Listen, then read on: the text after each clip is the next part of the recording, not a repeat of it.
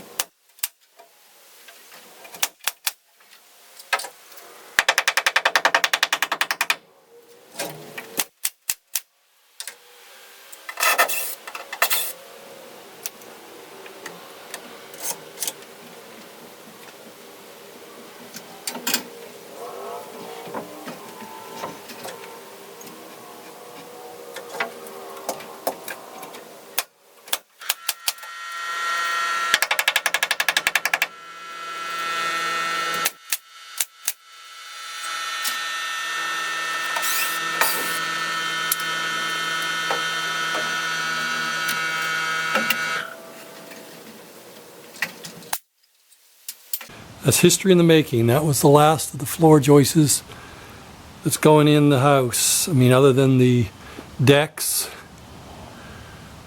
I just rolled in my last one there. I just got to tack the ends of those last ones, or nail the ends. But I am now complete With the floor joists, this was a little bit more challenging because I'm high off the ground. The ceiling's close to, what, 11'6" right now.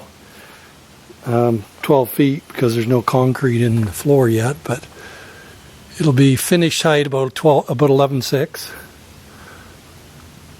But I needed it to get that beam in, and in order to line up with the upstairs doorway that's coming out there. One of the other things, I mentioned this, I don't know whether earlier in this video or another video, I put in the post today. That turned out very nice. I mean, kudos to local company here, Ben at King Construction. He hooked me up with that post, free of charge. He has been a blessing, that's for sure. Made it, I gave him the measurement, they made it right to within 1/16 of an inch. And this thing slid in there perfectly. And it's going to do the job so much nicer than the oak post because it will not twist or warp or anything. That's a 4.5-inch steel column, 1/4-inch plates on the top. So I'm going to nail up the last 6 or 8, maybe 10 floor stringers here that's left. Got to come up there and nail those up. And other than that, before I start putting the floor on, I just have to put the ledger on this side. As you can see on this point over here, I did the ledger earlier today on that. Put a 2x6 ledger all the way along that. And it worked very nicely. I just pushed it up against, toenailed it up, and then went along and nailed it. Floor joists shouldn't go anywhere. So much easier nailing all those joist hangers. Anyway, my 12-foot material is gone now. That was the last 4 I put in. I had to use some leftover 14-foot material. I'm getting down now to pretty much odds and ends for 2x10s. I mean, I have enough to do the headers and stuff up top and whatnot, but I'm quickly coming to an end, which is telling me I'm coming to an end of the framing. So that is a good thing. I'll step back. The only thing I have left here, as you can see, is I've got to put the top 16-inch strip of OSB on and then put the paper to it. But I'm hoping sometime tomorrow to start putting the floor down up there. So I'm getting there. Thanks for sticking with me. These hot days certainly make building a house challenging, but when you're done at the end of the day and you step back away from the house and you look at what you've done, you can say to yourself, I did that. And that's one of the things I enjoyed about carpentry, is when you were done at the end of the day, a lot of times you can see what you did and you can see progress. And that's what I've noticed this past week, is I'm making progress on this last portion of the framing here on the garage. So stick with me if you would. Please like and subscribe. For those of you just joining, this is like video 320 something. You can go back to the very beginning, almost 3 years ago, with me starting to clear the property, and it's all there on my homepage, so you can find it.